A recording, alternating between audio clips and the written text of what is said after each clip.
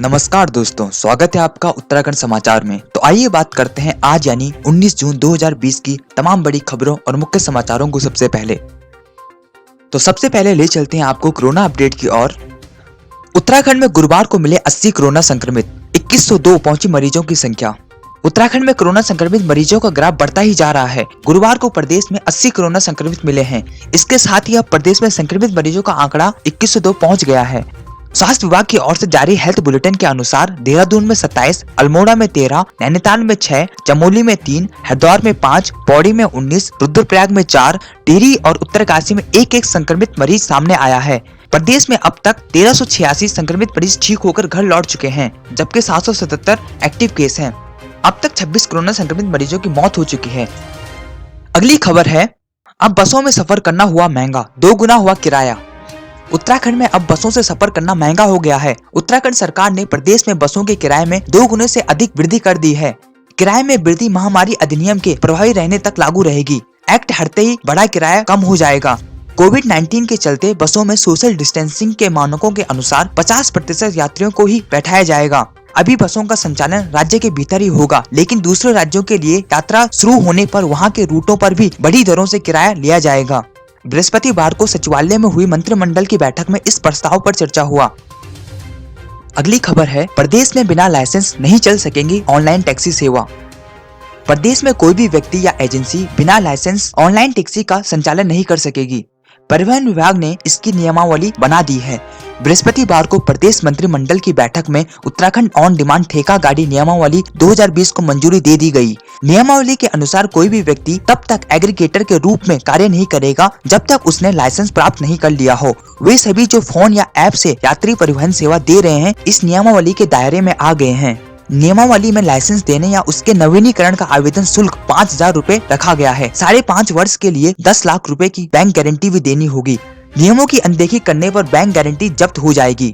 नियमावली के तहत यात्रा की दूरी, समय, मीटर व किराया आदि के बारे में यात्रियों के लिए एक सूचना तंत्र बनाया जाएगा। तो अगली बड़ी खबर है, शहरी क्षेत्रों में 70,000 को मिलेगा रोजगार। त्रिवेंद्र सरकार ने रोजगार उपलब्ध कराने के लिए मुख्यमंत्री स्वरोजगार योजना का दायरा बढ़ाकर इसमें 2 और नई योजनाओं को शामिल कर लिया है। शहरी क्षेत्रों के लिए नगरीय फेरी व्यवसायी योजना और सहकारिता विभाग के माध्यम से मोटरसाइकिल टैक्सी योजना शुरू की जाएगी। सरकार का मानना है कि दोनों ही योजनाओं से लगभग 70,000 लोगों को रोजगार मिलेगा, जिसमें डेयरी, ठेली, रेहड़ी, चलती फिरती दुकान करने वाले, सिर पर भार उठाकर दैनिक उपयोग का सामान बेचने वालों को बिना गारंटी के लोन मिलेगा। वहीं सरकार की ओर से ब्याज दर में 2% की सब्सिडी दी जाएगी। सहकारिता विभाग के माध्यम से मोटरसाइकिल टैक्सी योजना शुरू की जाएगी। इस योजना में जिला सहकारी बैंकों के माध्यम से मोटरसाइकिल टैक्सी के लिए 60,000 का ऋण दिया जाएगा। ऋण की सीमा 3 साल के लिए होगी। 2 साल तक ऋण पर ब्याज दर का भुगतान सरकार की ओर से किया जाएगा। इस योजना में लगभग 20,000 लोगों को रोजगार मिलेगा। अगली खबर है, जिला अस्पतालों में पाइपलाइन से होगी ऑक्सीजन की आपूर्ति। प्रदेश के सभी 13 जिलों के जिला अस्पतालों में कोरोना संक्रमित मरीजों के इलाज के लिए ऑक्सीजन की सुविधा उपलब्ध होगी। इसके लिए विश्व बैंक पोषित कोविड-19 emergency response and health preparedness financial package के तहत 5 करोड़ 78 लाख की धनराशि की मंजूरी दी गई है। इसके तहत कोरोना संक्रमित मरीजों के इलाज के लिए प्रदेश में अस्पतालों की 3 श्रेणी तय की जाएगी। प्रदेश में डेडिकेटेड कोविड हेल्थ सेंटर के रूप में जिला अस्पतालों को अधिसूचित किया जाएगा। साथ ही कोरोना संदिग्ध लक्षण वाले मरीजों का इलाज किया जाएगा। इन अस्पतालों के प्रत्येक बेड में ऑक्सीजन की सुविधा होगी। अगली खबर है, उत्तराखंड में वन नेशन वन कार्ड योजना 1 जुलाई से। देश भर में शुरू होने वाली वन नेशन वन कार्ड योजना उत्तराखंड में 1 जुलाई से लागू होगी। इसके लिए शासन ने 1 जुलाई से सरकारी राशन की दुकानों में बायोमेट्रिक ऑथेंटिकेशन की अनुमति प्रदान कर दी है। आपको बता दें, अगस्त 2020 तक इस योजना को पूरे देश में लागू किया जाना है। योजना के लागू होने के बाद देश में रहने वाले किसी भी नागरिक का एक ही राशन कार्ड होगा। वह कहीं से भी किसी भी दुकान से राशन ले सकेगा। योजना का फायदा उन सभी लोगों को होगा जिनके पास राशन कार्ड होगा। इसका सबसे अधिक फायदा गरीबों को मिलेगा। साथ ही जो एक राज्य से दूसरे राज्य में शिफ्ट हो जाते हैं, उन्हें भी इसका फायदा मिलेगा। अगली खबर है, सख्त संदेश, हद में रहे चीन, हालात के मुताबिक कार्रवाई को भारत तैयार। गालवा घाटी में तनातनी के बीच भारत ने सख्त संदेश देते हुए कहा कि चीन अपनी गतिविधियां वास्तविक नियंत्रण रेखा पर अपनी सीमा के अंदर ही सीमित रखे।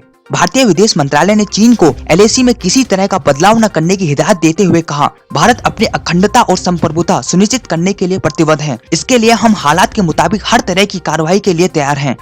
वहीं भारतीय सैनिकों के साथ बर्बरता की तस्वीरें सामने आने के बाद चीन ने चुप्पी साध ली है। गालवान घाटी में हुई चीनी सैनिकों द्वारा इस्तेमाल नुकीली कील लगी रॉड जब्त की है। इस बारे में बृहस्पतिवार को सवाल पर चीनी विदेश मंत्रालय के प्रवक्ता झाओ लिजियांग ने जवाब देने से इनकार कर दिया।